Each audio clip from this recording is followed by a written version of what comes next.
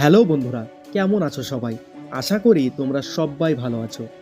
আমিও বেশ ভালোই আছি।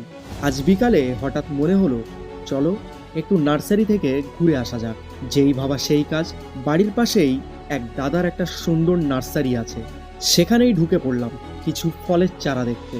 ঢুকতেই প্রথমে চোখে পড়লো একটা ছোট্ট গাছ। দেখে প্রথমে মনে হলো এটি হয়তো আম গাছ হবে, কিন্তু কাছে গিয়ে বুঝলাম এটি থাই মিষ্টি আমড়া গাছ। গাছটা খুব বড় না, কিন্তু গাছের গায়ে গায়ে ঝুলছে টসটসে ছোট্ট ছোট্ট ফল। দেখলেই মনে হয় এক কামড়ে হালকা টকের সাথে মিষ্টি স্বাদ পুরো জিভটা জুড়ে ছড়িয়ে যাবে। শৈশবের সেই স্কুল ছুটির আমড়া খাওয়ার স্মৃতি মনে পড়ে গেল এক মুহূর্তেই। তারপর নজরে পড়ল ডালিম গাছ, যার গায়ে গায়ে লাল ফুল ফুটে আছে। ফুলগুলো এমন যেন রোদ্দুরের সঙ্গে হাসছে। তার একটু পাশেই আতা গাছ, এবং সেই গাছে আতা ফল ঝুলে আছে নরম মাটির সুবাস নিয়ে।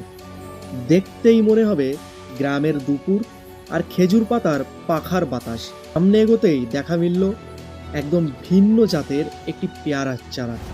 তার পাশাপাশি সাজানো চাইনিজ মিষ্টি কমলা লেবু।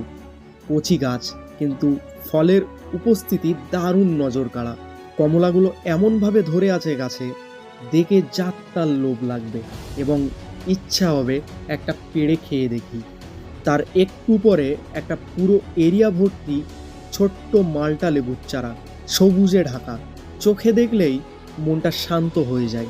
আরও কিছুটা এগোতেই চোখে পড়ল অল টাইম থাই ম্যাঙ্গো চারা, যেখানে ছোট্ট গাছে প্রচুর ফুল।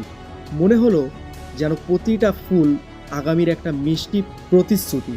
সবশেষে নজরে পড়ল পিঙ্ক কাঁঠালের চারা, যেগুলোকে সদ্য কলম বাঁধা হয়েছে, নতুন রূপে নিয়ে বড় হওয়ার জন্য তৈরি হয়ে দাঁড়িয়ে আছে।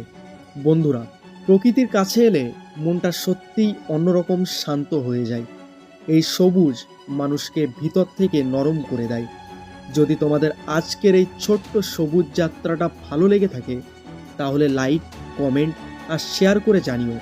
আর যদি এখনও সাবস্ক্রাইব না করে থাকো, তবে চ্যানেলটা সাবস্ক্রাইব করে পাশে থাকো। তোমাদের ভালোবাসাই আমাদের এগিয়ে যাওয়ার সবচেয়ে বড় ভরসা। তো বন্ধুরা, আজকের মতো বিদায়। আবার দেখা হবে পরের কোনো একটা নতুন ভিডিওতে।